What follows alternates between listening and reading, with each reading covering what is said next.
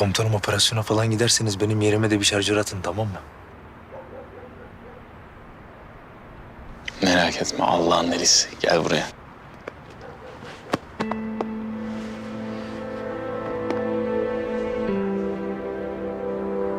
Kardeşim. Rabbim sana acil şifalar versin. İnşallah. Şş, yeğenime iyi bakın ha. Eyvallah.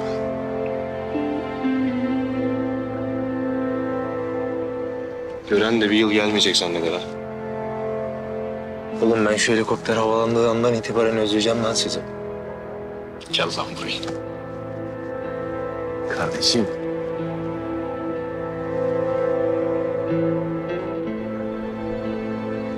Şş, ben şimdi döndüğümde göremeyeceğim mi seni yani?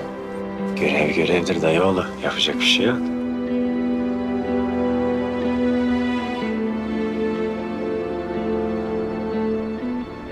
Yakma lan orada hastaneyi.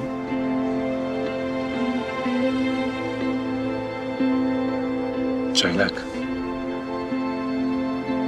Abi. Hafız. Bu çaylak sana emanet, tamam mı? Tamam. Abi çocuk muyum ben ya? Sus oğlum. Sen bana emanetsin o kadar. Abim benim.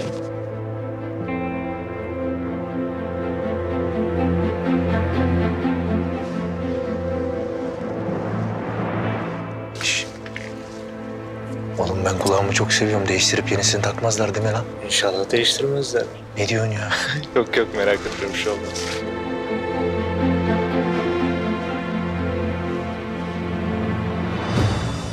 Tedavi ne ol gel. Sakın bir delilik yapma oralarda. Emredersiniz komutanım.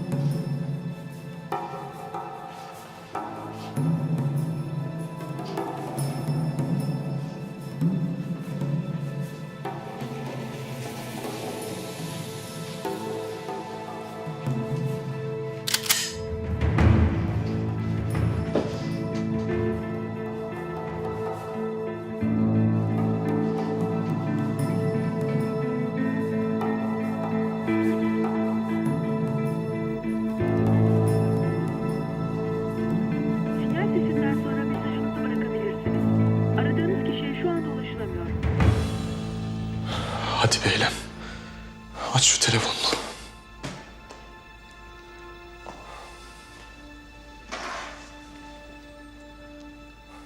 Ve Kato operasyonu 37 gün oldu efendim. Dillere destan bir kahramanlık öyküsü yazılıyor Kato Dağı'nda.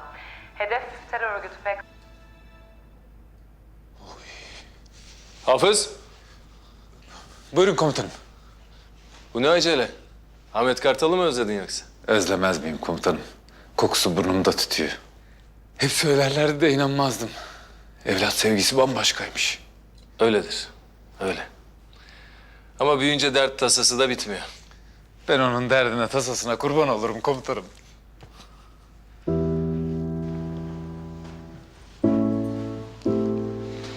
Dayıoğlu, ne haber ya? Oo, dayımın oğlu Aşık. Senden ne haber? İyi. Bu kadar çabuk mu? Gidiyoruz işte. Ne olacaktı? İptal mi olacaktı sanki? Erdem komutanımla konuştun mu abi? Konuşmadım. Konuşsam da bir şey değişmez zaten. Adam haklı. Biz kendimizi kurtaracağız diye çırpındık. En sonunda iyice yere battık. Düzelir be abi. Gün doğmadan neler doğar. İnşallah dayıoğlu.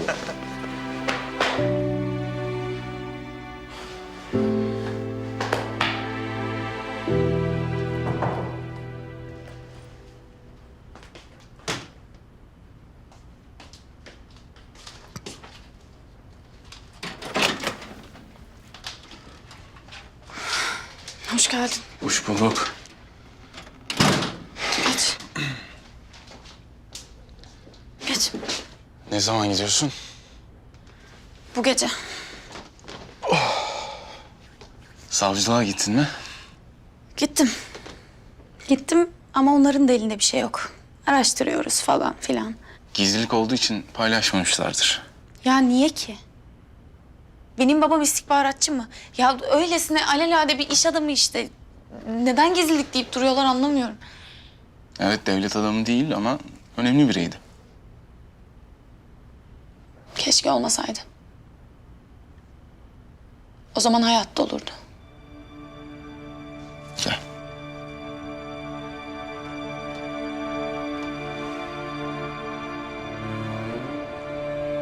Geçmişi geri getiremiyoruz Bahar.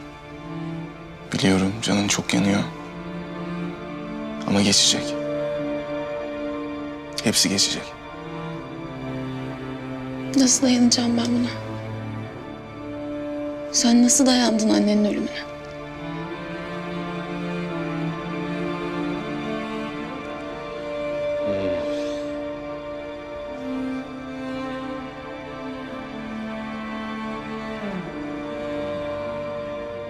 Dayanmak zorundaydım.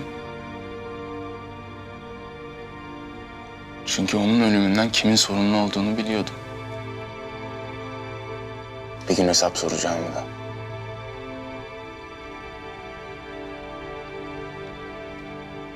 O yüzden dayanmak zorundaydım.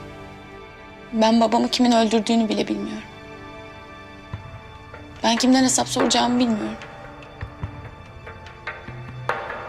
Ben nasıl dayanacağım?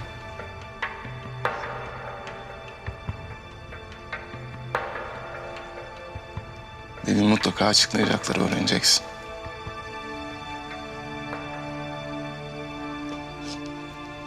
Ben yokken savcılık soruşturmasını takip eder misin?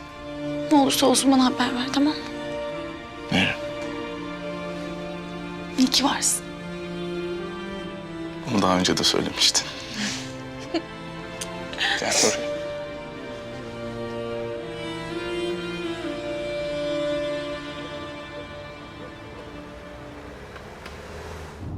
Komutanım, müsaadeniz olursa ben ilerideki markette ineyim.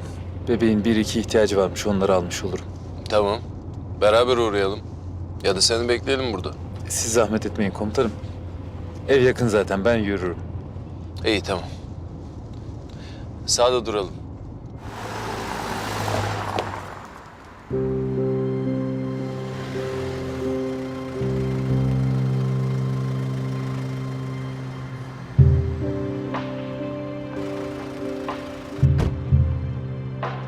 Devam edelim.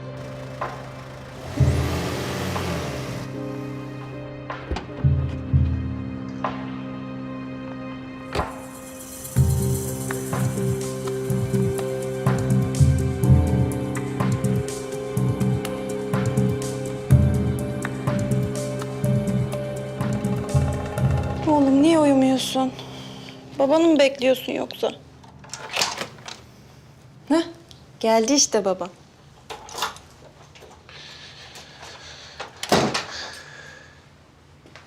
Hoş geldin Erdem abi. Hoş bulduk. Hoş bulduk Fatma. Ali Aydar markete uğradı. Birazdan gelir. Gelsin yoksa uyumuyor bu sıpa. O da benim gibi babasını gözlüyor herhalde. Uyumuyor mu? Uyumuyor inşallah. Hoş geldin. Hoş bulduk. Bu ne hal? Ne oldu? Sonra konuşuruz. Ben bir çocuğu uyutayım.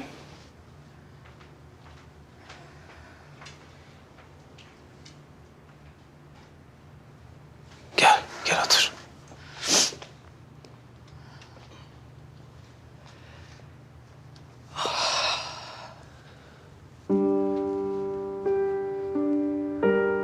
Ne oluyor? Nazlı ile tartıştık biraz. Olanlardan beni suçluyor tabii. Anlamış her şeyi anlattığımı. Suç ortaklığına devam etmedin diye mi kızmış?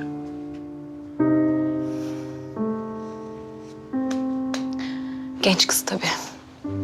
Normal. Bir de ben konuşayım bakalım.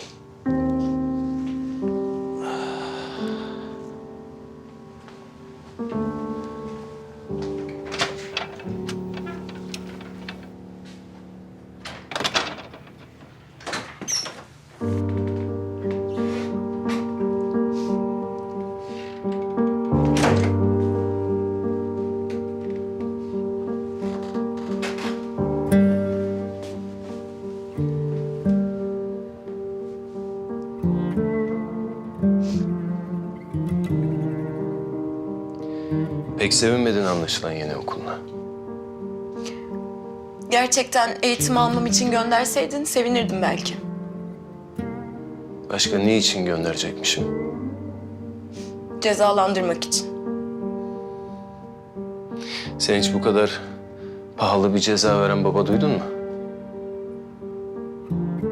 5 yıl ödeyeceğiz o okul için aldığımız krediyi. Hiç boşuna uğraşma baba. Bunu neden yaptığını biliyorum. Hadi beni cezalandırdın. Ateşe niye ceza verdin? Ateşinki ceza değil. Onunki görev. Ya sevmek suç mu baba? Sen de askersin. Annem seni sevdi, hata mı yaptı yani? Sevdiğin için kızmadım ki ben sana. Bana yalan söylediğin için kızdım. Annen tabii ki hata yapmadı beni severek. O bana hayatımın en güzel hediyesini, seni verdi.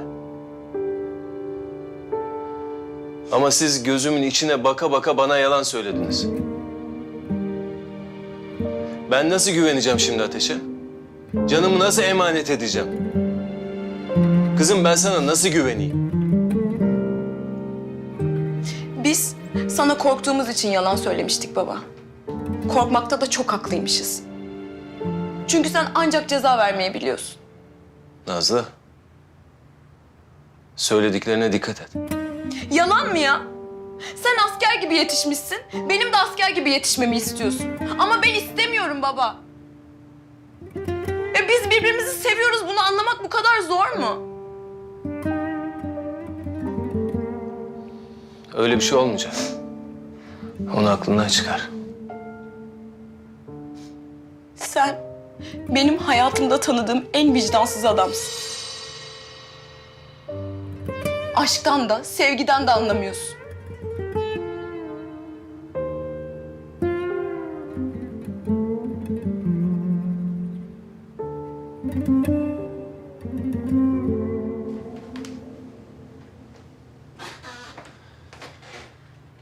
Bavulunu hazırla. Yarın yola çıkıyorsun.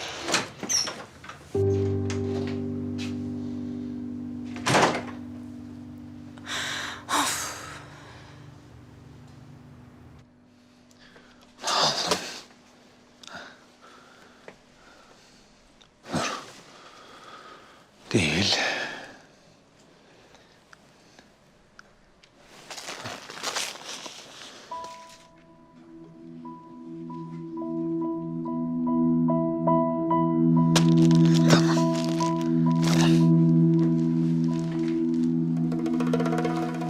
En önemli şeyi unutmuşum. Ne kadar oldu hepsi? 72 lira. Buyurun.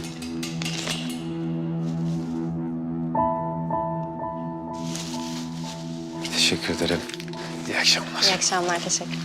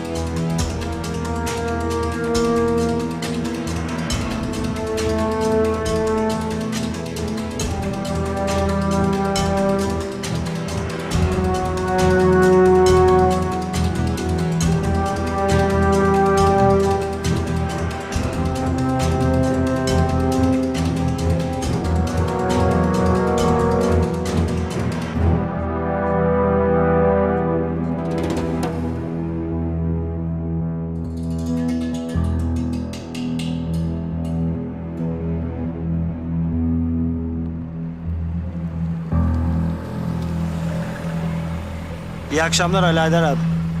Oo gençler, devriye mi? Aynen abi. Sen ne yapıyorsun, alışverişten mi? Malum. Çocuk olunca ihtiyaçlar da artıyormuş. Allah analı babalı büyüsün inşallah abi. Amin kardeşim, sağ olun.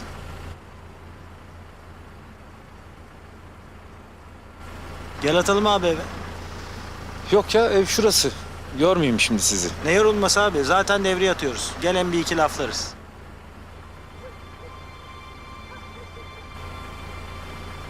Tamam.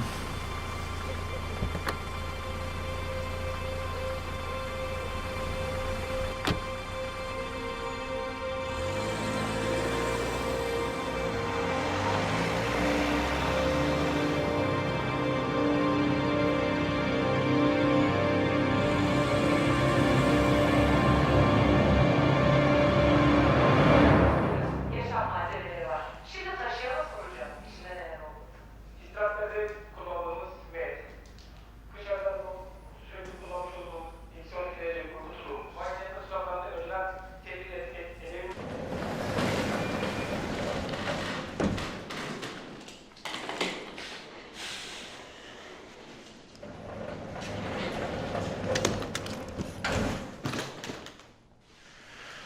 Ulan şu düştüğün duruma bak ya. Kardeşlerin orada çarpışsın. Sen burada böyle.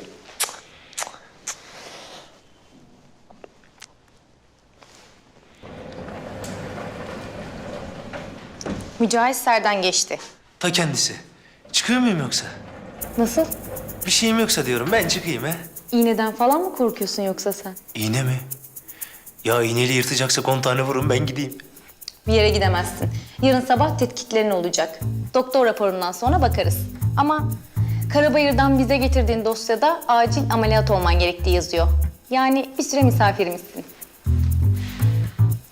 Ya ben istemiyorum misafir falan olmak. Kulağımı diyorum. Size bıraksam, siz tamir etseniz sonra kargo ile bana gönderseniz olmaz mı? Olmaz. Vallahi mı? Vallahi. Olsa dükkan senin. Ne yapalım? Başa gelen çekilir artık. Şuraya ben uzanayım o zaman. Yalnız o yatak dolu. Sizinki diğeri. Ben geldiğimde kimse yoktu. Hem biri varmış gibi de durmuyor. Neyse tamam. Şöyle geçeyim o zaman. Geçmiş olsun. Size de.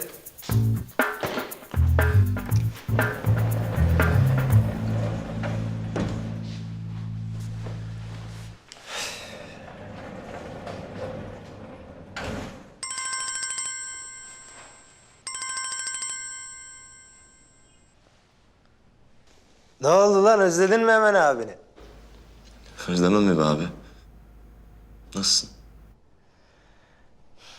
Çok kötü. kadar olamazsın be abi. Ne oldu lan, birine bir şey mi oldu yoksa? Be abicim ne olacak? Dinlenme odasında oturuyoruz işte. İyiyiz yani. Sen niye kötüsün o zaman?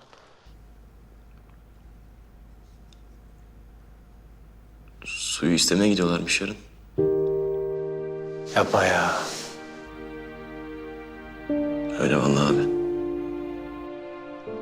Oğlum dedik biz sana kaçıralım diye. Kendi kendine tribe girdin. Yok olmaz o iş. Yok kız bir ömür beni mi bekleyecek? Allah Allah. Gerekirse bekleyecek. Seviyorsa katlanacak oğlum, o kadar. Öyle olmuyor işte abicim. Öyle söylemesi kolay da. Başına gelince başka oluyor. Neyse. Sen sıkma canını, buluruz bir hal çaresini. Bir çaresi yok artık abicim.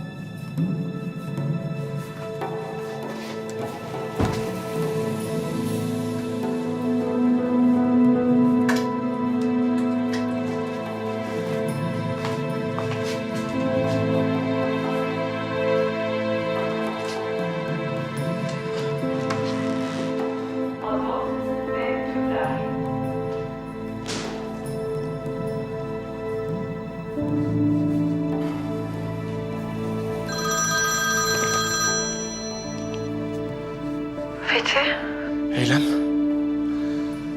Bir delilik yaptın diye çok korktum. İyisin değil mi? İyiyim. Sancar'a bir şey yapmadın değil mi? Daha değil. Ne demek daha değil Eylem? Gündüz ne konuştuk biz? Söz verdin. Biliyorum ama söz vermeseydin bırakmazdın beni. Ben aslında onun son konuşmamız olmasını istiyordum ama son bir kez sesini duymak istedim. Eylem ne diyorsun sen? Buraya kadar Fethi. Sancar'ı öldürdükten sonra muhtemelen buradan sağ çıkamam. Dur. Eylem bir sakin bak. Bak şimdi sen o kafandan geçenleri bir unutuyorsun, tamam mı? Bize yerini söylüyorsun. Biz zaten Sancar'ın ünlü başını yıkmak için geleceğiz, hazırlanıyoruz. Hem gelip Sancar'ı alıyoruz hem de seni oradan sağ salim çıkartıyoruz, tamam mı? Fethi anlamıyorsun. O adam nefes aldığı sürece ben iyi olmayacağım. Asıl sen anlamıyorsun, seni öldürecekler diyorum. Ben de umurumda değil diyorum. Sen de bunu anlamıyorsun. Eylem yapma. Ne olur yapma. Hadi söyle bize yerini, harekete geçelim biz.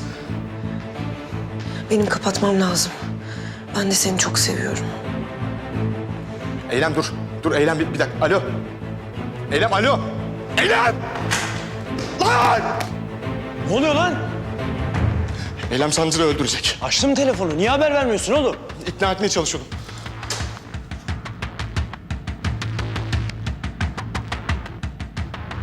Alo. Dayıoğlu bizim kız telefonu açmış. Sana sinyal geldi mi?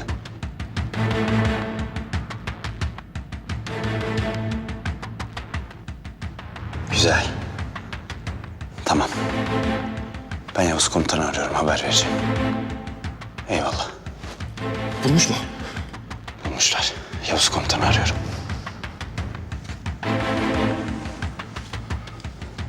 Komutanım. Sancar'ın yerini bulduk.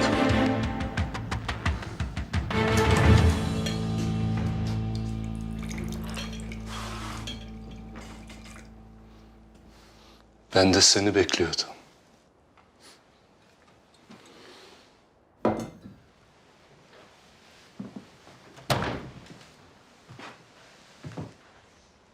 Erken gelmişsin. Gece uzun olsun istedim.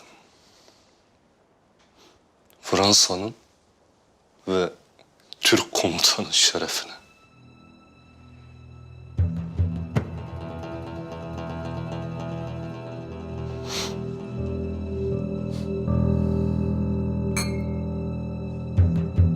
Hadi. İçmeyecek misin? Canım istemiyor. Bir yudumdan bir şey olmaz.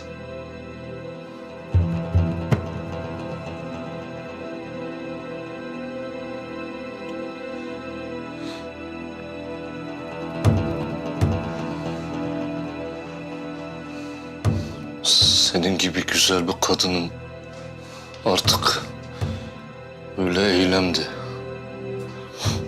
çatışmaydı kendini harap etmesini istemiyorum. Ben hayatımdan memnunum. Ben değilim. Artık senin yerin benim yanım.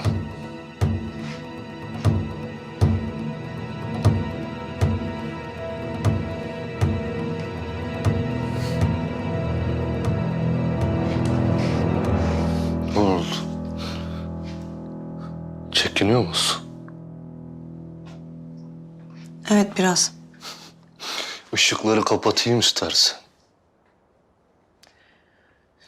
Gerek yok.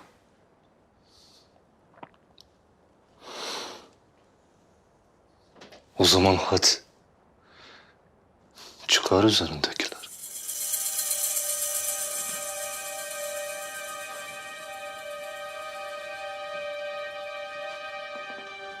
Hadi. Bugün bizim günümüz.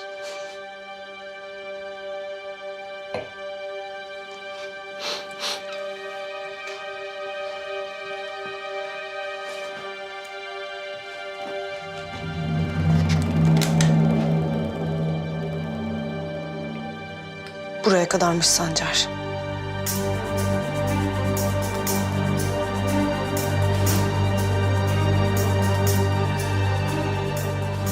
Söylesene bana. Ajan olduğun halde Fransa'daki patlamaya nasıl izin verdi? O Safvan denen herifin şerefsizliği yüzünden. İşte aramızdaki fark bu. Siz duygularınızla hareket ediyorsunuz. Biz beynimizle. Çünkü sizi vatan millet sevgisi gibi vesveselerle eğitiyorlar. Bizse her şartta ve koşulda nasıl hayatta kalacağımızı öğreniyoruz.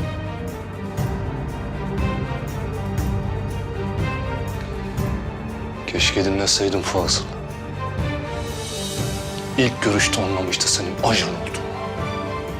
Evet, keşke dinleseydin. Ama artık çok geç.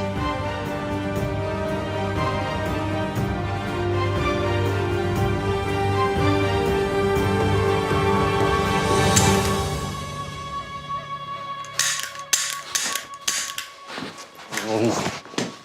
O kadar emin olma. Şimdi şuracıkta keserdim senin gırtlağını ama... Bakalım neler biliyorsun. Kime çalışıyorsun? İyice bir öğrenelim.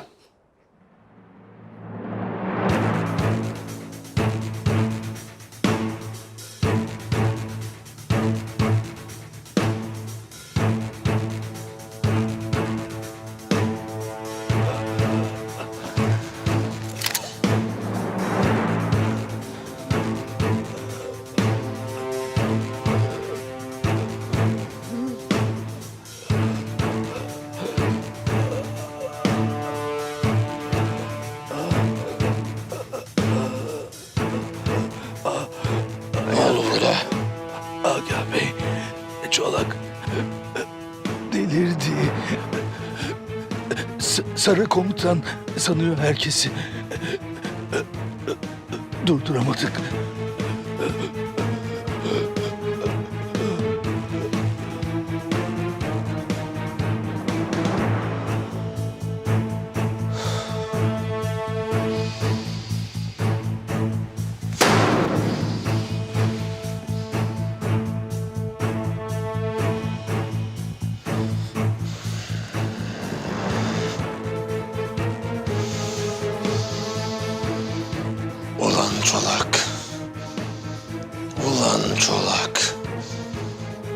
iflah olmayacaksın değil mi?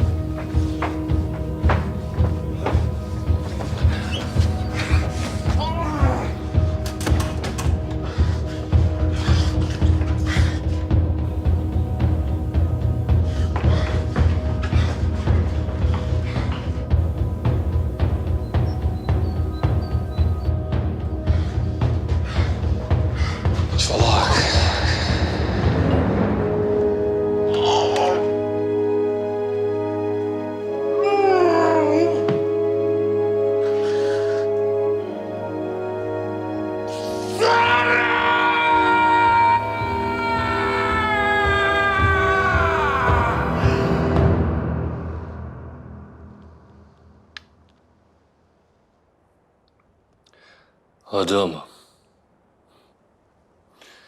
Eğer konuşmazsan sana neler yapabileceğimi hayal bile edemezsin.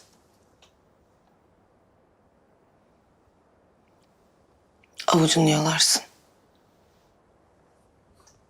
Öyle mi? Sen bilirsin.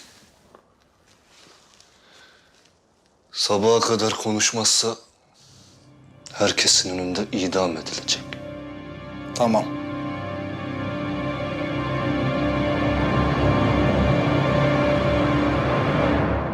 Bölgede çok yoğun uçak savar füze tehdidi olduğu için ve yakın hava unsurlarının bundan etkilenmesine kesin gözüyle bakıldığı için bu sefer sızmayı yüksek irtifadan paraşütle yapacağız.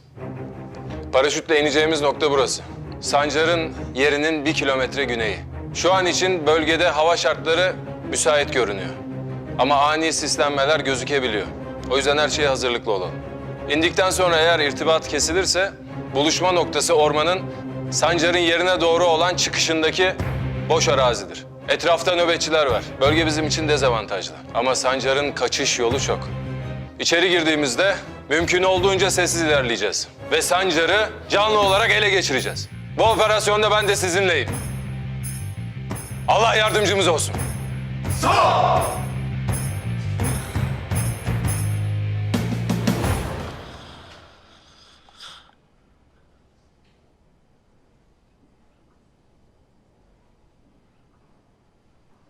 Gözünü seveyim yapma. Şimdi yapma yani. Bak görevli değilim, bok yoluna gitmeyeyim ha. Kimsin lan sen?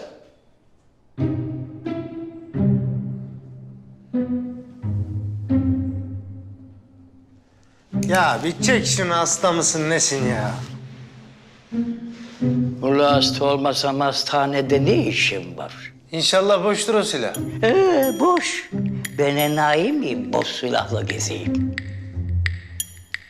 Bir daha sakın benden izinsiz odama girme.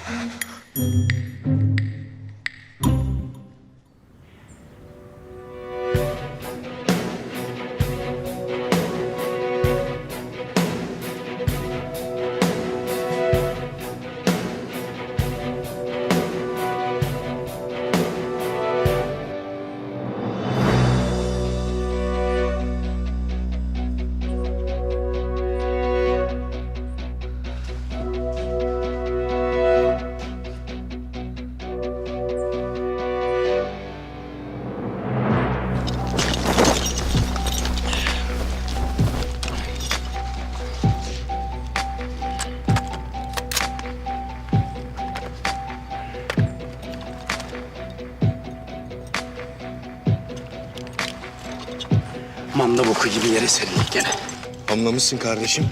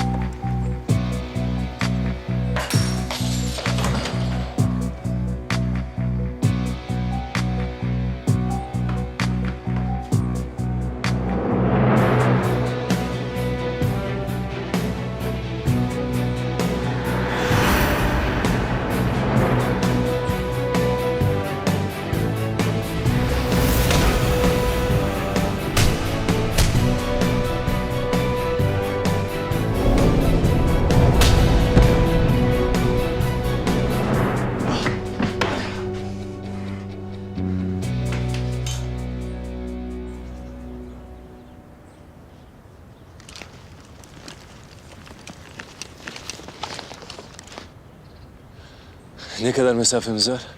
Yürüyerek yarım saatten az komutanım. Komutanım, orman bizi yavaşlatacak. Ormanda Sancar'ın evine giden tek yol burası. Her taraf silahlı adamlarla dolu. Mesafemizi koruyalım. Ne olursa olsun bugün o adamı alacağız. O kadar. Susturucularımızı takalım. Yerli taktiği beyler. Hadi göreyim marifetlerinizi.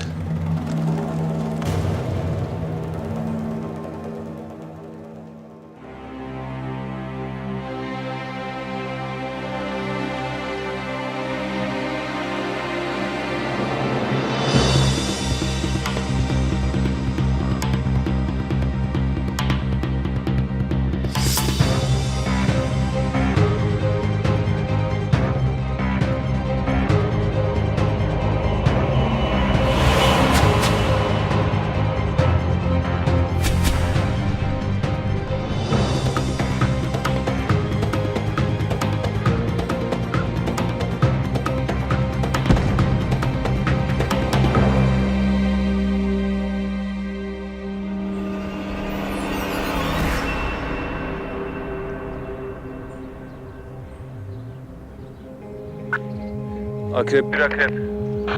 Akrep bir dinliyor. Görüntü var mı? Şimdilik temiz.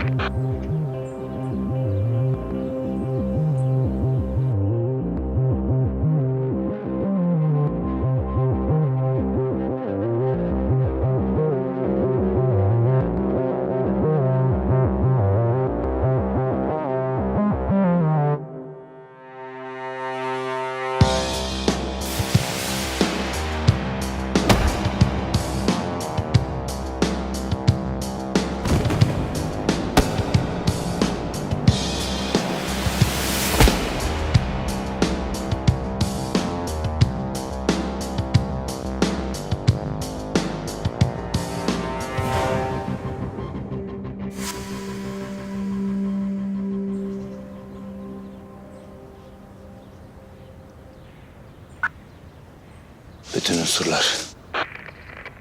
Akrep 2. Buradalar.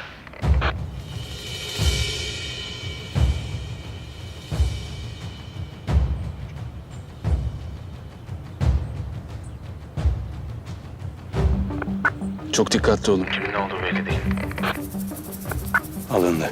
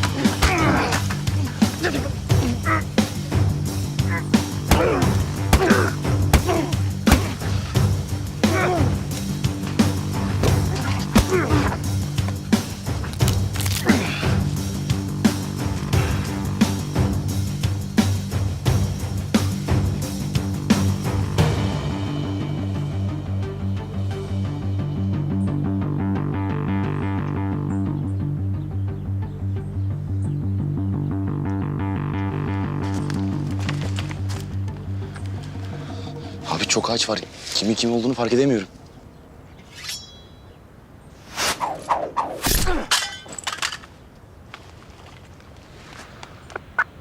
İlerlemeye devam. Biz burada sadece terörle değil, doğayla da mücadele ediyoruz. Bir keresinde Irak'ta kum fırtınasında çatışmıştım. Hayatımda yaşadığım en acayip şeydi. 3 gün boyunca hiç dinmeyen bir yağmurda çatıştık biz. O da bir şey mi? Ben 30 küsur yıldır nefsimle çatışıyorum. Kim yenecek belli mi? İkimiz de ağır yaralıyız. Allah büyük.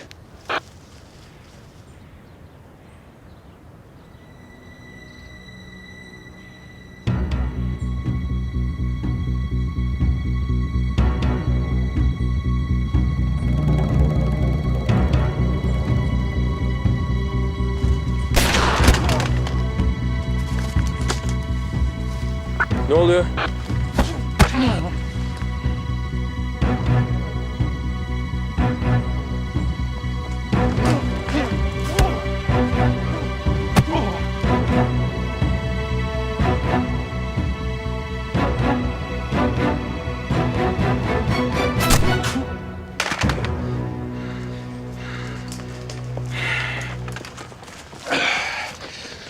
İyi misiniz?